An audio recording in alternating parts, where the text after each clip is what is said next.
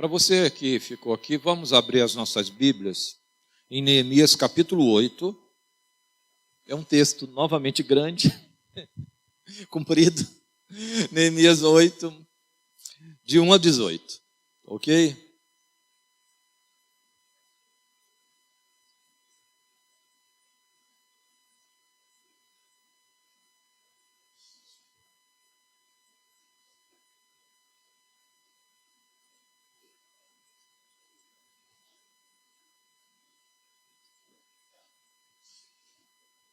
Neemias capítulo 8, de 1 a 18.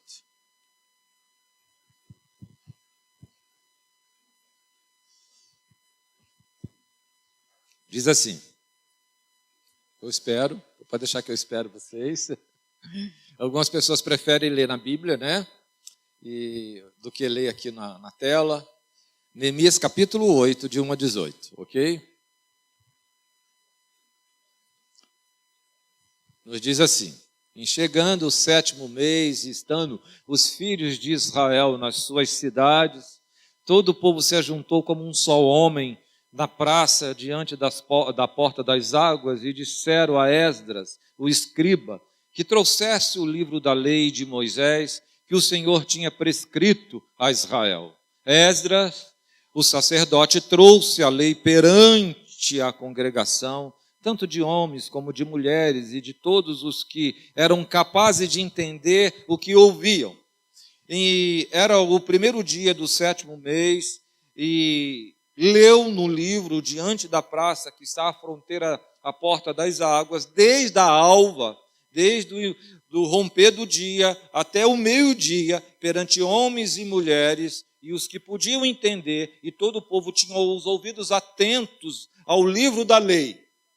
Esdras, o escriba, estava num púlpito de madeira que fizeram para aquele fim. Estavam em pé, junto a ele, à direita, Matatias, Sema, Anaías, Urias, Ilquias, Maazéias, e à sua esquerda, Pedaías, Misael, Malquias, Azum, Asbadana, Zacarias, Mesulão. Esdras abriu o livro à vista de todo o povo, porque estava acima dele. Abrindo ele, todo o povo se pôs em pé.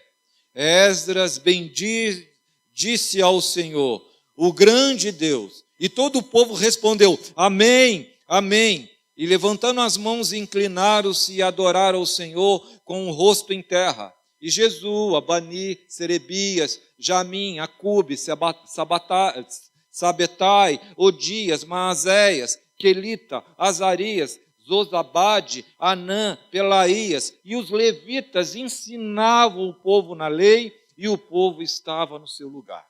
Leram no livro, na lei de Deus, claramente dando explicações, de maneira que entendesse o que se lia. Neemias, que era o governador, e Esdras, sacerdote e escriba, e os levitas ensinavam todo o povo lhe disseram, este dia é consagrado ao Senhor vosso Deus, pelo que não planteeis e nem choreis, porque todo o povo chorava, ouvindo a palavra da lei. E disse-lhe mais, ide, comei carnes gordas, tomais bebidas doces, e enviais porções aos que nada têm preparado para si, porque esse dia é o dia consagrado ao Senhor, portanto, não vos entristeçais, porque a alegria do Senhor é a vossa força.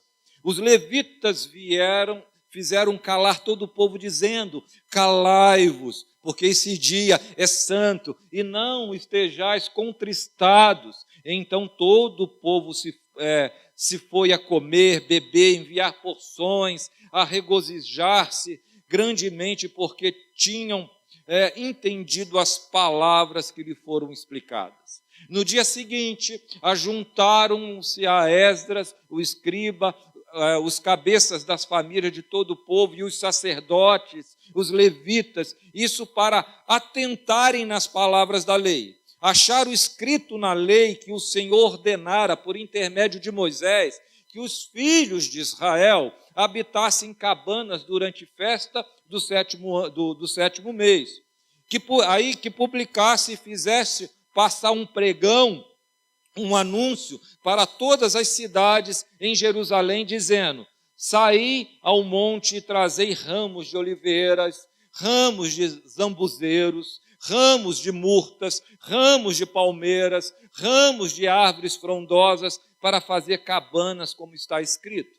Saiu, pois, o povo e trouxeram os ramos e fizeram para si cabanas, cada um no seu terraço, nos seus pátios, nos átrios da casa de Deus, na praça da porta das águas, na praça da porta de Efraim. Toda a congregação tinham voltado do cativo, fez cabanas e nelas habitou, porque nunca fizeram assim os filhos de Israel, desde os dias de Josué, filho de Num, até aquele dia, e houve muito grande alegria. Dia após dia, leu Esdras no livro da lei de Deus, desde o primeiro dia até o último. Celebraram uma festa por 7 dias. No 8º dia, houve uma assembleia solene, segundo o prescrito. Olha que texto comprido, mas é um texto maravilhoso. Nós vamos orar e pedir para o Senhor nos conduzir nesse momento. Senhor, quero te agradecer pela tua palavra que foi lida. Ela foi lida, Senhor. Ela vai ser exposta na fraqueza humana e recebida na fraqueza humana. Mas ela é a tua palavra. E ela tem todo o poder. E queremos vivenciar o poder da tua palavra em nós. Queremos experimentar esse poder que nos tira de onde nós estamos para vivermos de maneira diferente que temos vivido, que muda o nosso coração de dentro para fora, que desperta em nós, que aguça em nós as verdades antigas e que acende em nós um amor pelo Senhor, e um desejo de fazer a tua vontade. Nós queremos fazer a tua vontade. Precisamos aprender a fazer a tua vontade. E por isso eu peço ao Espírito Santo que esteja aqui, iluminando a nossa vida e o nosso coração. Amém. Neemias e Esdras formavam um livro só lá na Bíblia hebraica. A Septuaginta também traz o livro de Esdras e Neemias como um só livro. Esses livros são muito interessantes, porque eles vão contar uma história para nós do povo retornando do cativeiro de 70 anos da Babilônia para Israel. O povo volta da Babilônia após 70 anos de cativeiro, e eles começam então a reconstruir a cidade, reconstruir tudo que estava desfeito, tudo que estava em escombros.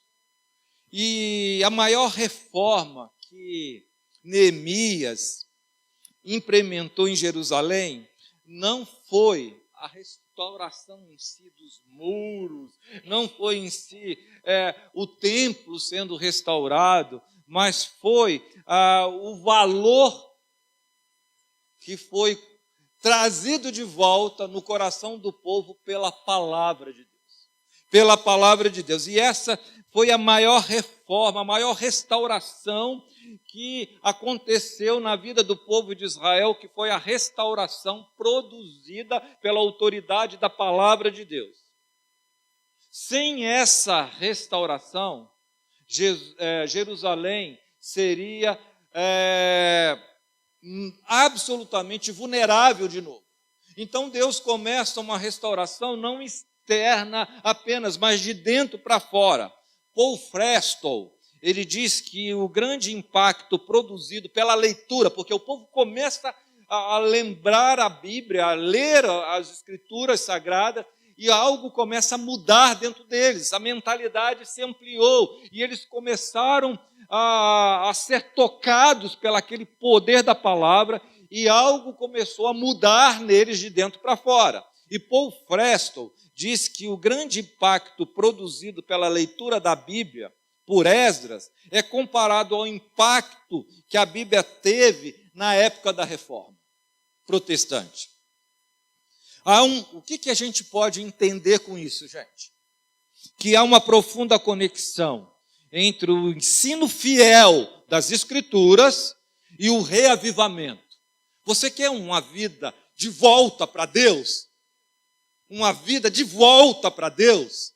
Você quer sair de onde você está, nessa relação minguada, sem sal, sonsa, sem fé, sem esperança, vivendo um cristianismo raso, superficial, limitado? Precisa-se da palavra de Deus. Se volte para a palavra de Deus. Sempre que a palavra de Deus ela é exposta com poder, acontece uma profunda manifestação do Espírito Santo. O Espírito Santo se manifesta, gerando despertamento espiritual na vida do povo e fazendo a igreja crescer de dentro para fora. Inclusive, o primeiro sinal do verdadeiro avivamento, de todos os avivamentos verdadeiros, se deram pelo retorno das Escrituras. Foi uma volta às Escrituras. Eu não sei como é a sua relação com a sua Bíblia, com a palavra de Deus, mas se você quiser ter mais de Deus na sua vida, se você quiser ter um impacto do poder de Deus na sua vida, leia a sua Bíblia, valorize a sua Bíblia. E esse é o verdadeiro sinal de um avivamento legítimo. Os crentes, quando começam a ler a Bíblia, o que acontece? Você passa a ter fome de Deus. Você passa a ter fome e sede de Deus. E por isso, você recorre à Bíblia com muita avidez, com muita fome, com muita vontade. Aí você abandona o quê? O descaso, a negligência, que é comumente vista entre nós. Né? E você tem um desejo, é imbuído por um desejo de obedecer. Sabe aquelas verdades antigas que ficaram lá, que na nossa cabeça se tornaram obsoletas? Passam a ter sentido novamente, passam a ser novas e atraentes. A palavra de Deus torna-se viva, poderosa, envolvente e transformadora. Conforme uma pesquisa realizada por Tom Rainer, nos Estados Unidos, a pregação da palavra de Deus é o fator principal para uma igreja crescer de maneira saudável. Vamos pensar, tire a palavra do culto. O que sobra? O que sobra se tirarmos a palavra daqui? O que sobra? Eu conversando esses dias com um irmão, um amigo, dizendo o seguinte: é a mesma coisa que você ir num restaurante chique, que tem performance, que tem atrativos, mas não ter comida. Se você tirar a palavra da igreja, não sobra nada. Não existe razão de ser da igreja sem a palavra. Sem a palavra. A pregação da palavra de Deus tem poder de promover restauração na nossa vida. De promover restauração na vida da igreja, na sociedade. Eu quero dizer uma coisa, muita gente defende o seguinte: olha, precisamos de educação para que a sociedade melhore, não é isso que a gente fala? Precisamos de quê? De educação. É legítimo isso? É verdade. As pessoas, elas precisam de educação para ascender socialmente, ficarem educadas socialmente. Mas quem transforma a perversidade do coração do homem é a palavra de Deus. É a palavra de Deus. Só a palavra de Deus que pode transformar o nosso coração ruim num coração bom. Embora a educação seja importante, mas ela não é suficiente para mudar o homem de dentro para fora. Só a palavra de Deus. A pregação da palavra de Deus tem poder de promover transformações na nossa vida, na sua família, na sua vida pessoal, na vida da igreja. E quando isso acontece na sua vida pessoal, logicamente isso é reverberado na igreja e também na sociedade. E por isso eu queria falar sobre essa restauração promovida pela simples pregação do Evangelho. A simples pregação do Evangelho. Analisando esse contexto de Neemias, a gente vai verificar que um modelo de pregação eficaz que desperta em nós um fervor espiritual.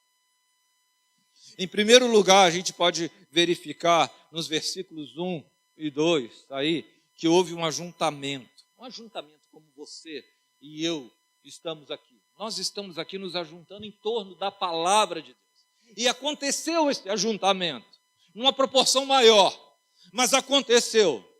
Esse ajuntamento teve 4 características assim muito distintas, que devem servir de modelo para a nossa igreja, para a igreja contemporânea de hoje. Foi um ajuntamento espontâneo, as pessoas vieram espontaneamente, não teve forçação de barra, não teve negociação, você vai lá para receber isso, para ter aquilo. Foi espontâneo. Deus moveu o coração do povo para se reunir a fim de buscar a palavra de Deus. Ai, como que eu sonho com isso. Deus movendo os corações e buscando as pessoas e trazendo para simplesmente desejarem a palavra de Deus. Nada mais além do que isso. Nós somos cheios de motivações erradas, cheios de interesses pessoais, quando nos reunimos num culto para adoração. Por isso que a nossa adoração, ela é uma adoração mais vertical, não tem nada a ver com horizontal. Estamos envolvidos em nós mesmos, embriagados de nós mesmos, ensimesmados e pensando que estamos adorando a Deus. Você só consegue tributar toda a honra, toda a glória, você só consegue sair de si mesmo se você for elucidado pelas verdades bíblicas. Aí a glória de Deus começa a se esclarecer para você, a beleza de Deus se mostra para você e você se rende e adora. Você simplesmente se alimenta por Deus ser Deus e pela essa palavra. E você vai dizer o seguinte: eu não preciso de mais nada além disso. E todas as coisas vão ser apenas acrescentadas na sua vida. Todas as outras coisas vão ser acrescentadas na sua vida. E Deus move o coração do povo. Eu penso que é o Espírito Santo. E oro por isso. Eu tenho orado por uma igreja que se volte para a palavra, que valorize a palavra. Nós somos a igreja presbiteriana que tem a prerrogativa de valorizar a Bíblia. Porque nós fomos oriundos da Reforma Protestante, somos calvinistas. E eu quero esse avivamento aqui, esse retorno para a valorização das Escrituras. Eu desejo, e isso só Deus pode fazer. Só Deus pode fazer você desejar a Bíblia. Só Deus pode fazer você desejar as Escrituras Sagradas, querer se alimentar, porque temos preguiça, temos sono. Você já foi tomado de sono quando chega aqui na igreja? Desconfie disso. São mecanismos que estão dentro de nós para nos desviar daquilo que é importante, daquilo que é poderoso, daquilo que é eficaz. E Deus, então, leva o povo de maneira muito espontânea.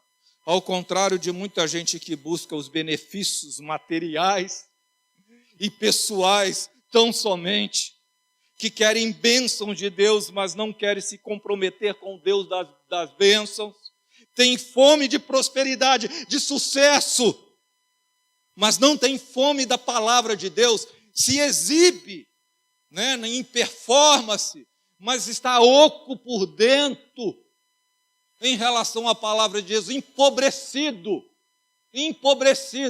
de dentro para fora. E quem que pode dar substância, significado à nossa vida, consistência, a não ser a palavra de Deus? Esse ajuntamento ele foi coletivo, porque ele envolveu todo mundo cabia, homens, mulheres, crianças, idosos. Foi a coisa mais maravilhosa, lá no versículo 23 diz isso. Todos, indistintamente, se reuniram, não tinha esses segmentos que a gente costuma fazer, é o culto de jovem, é o culto do adulto, é o culto dos homens. Estava todo mundo ali, num ajuntamento só. Nós temos que ter um culto para jovem, nós temos que ter um culto para adolescente. Estavam todos ali em torno da simples lei, que começou a ser lida de manhãzinha, e foi até o meio-dia, e todo mundo estava ali, jovens, crianças, pobres, ricos, que a igreja tem essa coisa maravilhosa, que mistura todo mundo fica equalizado, até as diferenças sociais são quebradas, nós temos e nos dobramos diante de um único e verdadeiro Deus, porque temos a mesma fome, a mesma sede, a mesma necessidade. E eles se reuniram para ouvir a palavra. Nós precisamos ter vontade, gente. Eu vou falar uma coisa para vocês. Nós precisamos, em nome de Jesus, de ter vontade para ouvir a palavra de Deus. Como que as pessoas são preguiçosas, como que as pessoas são desatentas, como que elas são enfadonhas, como que as pessoas se enfadam com a palavra de Deus. Isso está errado. Se você tem esse desânimo, esse enfado dentro de você com a Escritura Sagrada, alguma coisa está de errado. Desconfie disso. Porque a palavra de Deus é uma fonte de poder espiritual. Ela transforma o nosso caráter. Ela nos faz desejar a Deus mais do que tudo na nossa vida. Precisamos ter vontade de nos reunir para ouvir. Às vezes a gente tem vontade, quando tem cantores, né? A gente cantor, gospel, a gente vai e se reúne, fica 3, 4 horas ali, né? Cantores famosos, pregadores de renome, tudo isso pode ser legítimo? Pode. Mas às vezes nós temos preguiça apenas para ouvir a palavra. Vem aqui no culto de quarta-feira que você vai constatar isso. Não é o mesmo número. Não são as mesmas pessoas. Não são. Isso é lastimável, né? Isso não é avivamento. O avivamento não chegou na nossa igreja. Ele não chegou a julgar pelo comportamento de cada um de nós. A julgar por cada um de nós. O avivamento verdadeiro não chegou na sua vida. Não chegou. E eu creio que vai chegar. Eu tenho esperança, eu tenho expectativas que vai chegar. Mas foi um ajuntamento assim harmonioso, todo mundo estava ali, né? Não foi apenas um ajuntamento de comunhão, tinha harmonia, tinha senso de propósito, não apenas estavam um perto do outro. O texto fala que eles estavam unidos de alma, sabe aquela coisa assim, tão conectados, eles estavam unidos, desejando a mesma coisa, querendo a mesma coisa, foi um ajuntamento de propósito. Ele tinha um propósito. Qual que era o propósito? Em torno da Bíblia, em torno da palavra. E disseram a Esdras, o escriba, que trouxesse o livro da lei de Moisés, que o Senhor tinha prescrito. O propósito do povo de Deus era ouvir a palavra de Deus. E havia fome. O avivamento vem quando você tem fome. Fome. Não de entretenimento. Culto não é entretenimento. Culto não é entretenimento. Nós não estamos aqui para ser entretidos. Culto não é entretenimento. Hoje eu estava conversando com os meninos ali, eu falei, ministro de louvor não tem que ficar conduzindo a igreja a fazer nada. Apenas a louvar. Só isso. É só isso que precisa. Os louvores têm que ser cristocêntricos. Nós não somos animadores de culto.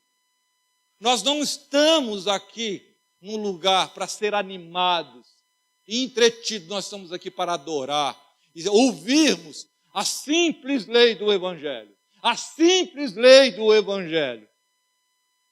E o propósito do povo era isso. Uma outra coisa que a gente verifica, em segundo lugar, verificamos a postura de Esdras e do povo.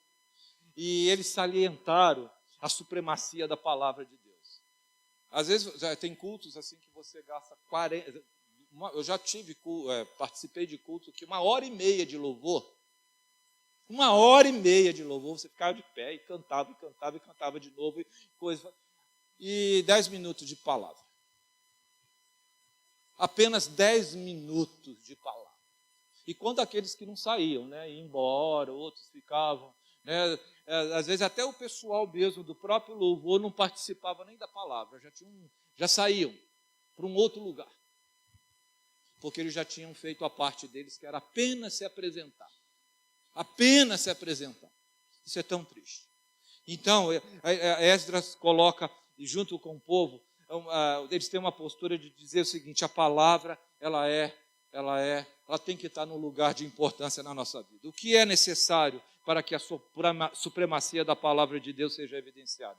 O pregador, sobretudo, ele precisa estar comprometido com as Escrituras. Comprometido. Não falar nada dele mesmo. Nada dele mesmo. Neemias, que era o governador, e Esdras, o sacerdote, os levitas, ensinava todo o povo.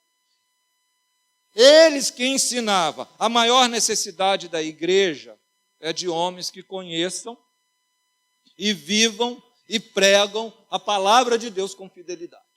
Com simplicidade e com fidelidade. A pregação é a maior necessidade da igreja e do mundo. A pregação. Precisamos de um retorno para a palavra de Deus. Não haverá avivamento sem a restauração da palavra de Deus no nosso culto. Por isso, há uma grande necessidade que haja fiéis expositores da palavra. Gente fiel, que não inventa a moda, que não diz o que a Bíblia não está querendo dizer, apenas expõe as Escrituras de maneira fiel. Não contar experiências pessoais e transformando ela numa teologia. O povo precisa estar sedento das Escrituras. Era exatamente isso que o povo estava fazendo. Eles tinham sede de ouvir, né? Eu quero ouvir o que vai ser dito. Eu quero com expectativa. A Bíblia era o anseio do povo. Você tem o anseio pela Bíblia? Eles se reuniram como um só homem, com ouvidos atentos, reverentes. O que acontecia? Eles choravam, eles se alegravam. Eles estavam prontos para obedecer. Eles estavam querendo, eu quero ouvir isso aqui para que eu obedeça. Eu quero ser corrigido, eu quero ser arguido. Eles estavam com fome de pão do céu. Eles estavam com fome da verdade de Deus. Só esse pão nutritivo, que é o pão da verdade, pode nos saciar de verdade. Daqueles que anseiam por Deus. O povo precisa ter atitudes corretas em relação às Escrituras. Olha lá, outra coisa. Esse ouvido atento, né? Eu sei que a gente dispersa, a gente olha para lá, a gente olha para cá, a gente brinca aqui, brinca ali. São artifícios de desrespeito com a palavra de Deus. São artifícios de desrespeito, de desonra com a palavra de Deus. Eles tinham os ouvidos atentos. Não havia dispersão, não havia distração, não havia enfado. Eles estavam atentos apenas, não olhando para o pregador. O pregador é a coisa menos importante. Era a palavra. Jonatas Eduardes, ele lia sermões. Os sermões dele eram lidos e demorados. E as pessoas eram impactadas pelo poder daquela palavra. Era a multidão que se reunia para ouvir Jonatas Eduardes. É preciso ter reverência. Esdras abriu o livro à vista de todos, porque estava acima dele, e abrindo, todo mundo se coloca de pé em respeito e reverência à palavra de Deus. Era uma atitude de reverência. Né? Até a questão do púlpito elevado era para revelar a superioridade da palavra de Deus. Aí uma outra coisa que aconteceu aqui, é preciso ter adoração. Quando a palavra de Deus for sendo ministrada no nosso coração, a gente adorar a Deus e agradecer ao Senhor por tamanha revelação. E Esdras, diz o texto, bendisse ao Senhor, o grande Deus, e o todo o povo respondia, amém, amém, amém. Esdras ora e o povo responde com esse sonoro amém. Levanta as mãos, se prostram para adorar. Tudo produção da própria leitura da palavra de Deus. Onde há oração e exposição da palavra, o povo exalta e adora a Deus de verdade. Em terceiro lugar, a gente vai verificar os efeitos dessa pregação, continuando a falar dos efeitos dessa pregação. Ela atinge o intelecto. Ela atinge o intelecto. Todo mundo lia e entendia. Era uma mensagem compreensível, não era uma mensagem confusa. A pregação é dirigida à sua mente e ela precisa ter clareza. O culto deve ser racional. Não sei se vocês já leram um livro do John Stott, ele é muito pequenininho, mas eu sugiro, se você não tem esse livro, lê, que diz assim, crer é também pensar. O conhecimento da verdade enche a nossa cabeça de luz. O povo que reconhece a Deus é um povo forte e vivo, como diz Daniel. Então a sua mente se expande. A primeira reação foi o choro. Eles choraram, eles se quebrantaram, se prantearam diante da palavra, tinham consciência de pecado. Eles tinham consciência de que eles eram pecadores. Mas não era um emocionalismo inútil, não era uma emoção desprovida de sentido, mas era uma emoção promovida pelo entendimento das verdades das Escrituras. Você já chorou lendo a Bíblia? Você já chorou diante de uma mensagem, de uma pregação?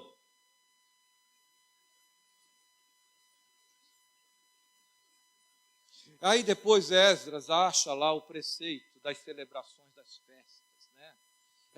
Nós precisamos celebrar as festas. E ali ele entende que deveria fazer tudo o que estava lá atrás e que tinha se perdido. E nesse momento houve uma alegria tão grande no povo, uma alegria. As festas deveriam ser sempre celebradas com alegria, aquele ajuntamento também com alegria, e por isso Esdras fala, vocês não devem se entristecer, se alegre, fiquem calmos, né? Deus é quem nos sustenta, Deus está presente. Deus está presente. O povo não apenas começou a se alegrar em Deus, mas o texto diz que eles começaram, na hora da comida lá, um repartir com o outro, com aquele que não tinha nada. Então houve um sentimento de solidariedade, o homem é tirado de si mesmo, de dentro de si, passa a perceber o outro. O efeito da palavra é isso, nos tira de nós mesmos, do nosso egoísmo. Nós estamos vivendo num mundo de pessoas ensimesmadas, cheias de si mesmas, que não conseguem enxergar o outro de maneira alguma, e eles de repente começam a se solidarizar e a pensar mais no outro do que em si mesmo. Esse é o efeito da palavra. O nosso amor a Deus tem que estar paralelo ao nosso amor pelo irmão. Eu não posso viver aqui indiferente a vocês, nós não podemos viver indiferente uns aos outros, porque senão nós não amamos a Deus. Se você não ama o seu irmão que você vê, é uma mentira o seu amor por Deus, que você não vê.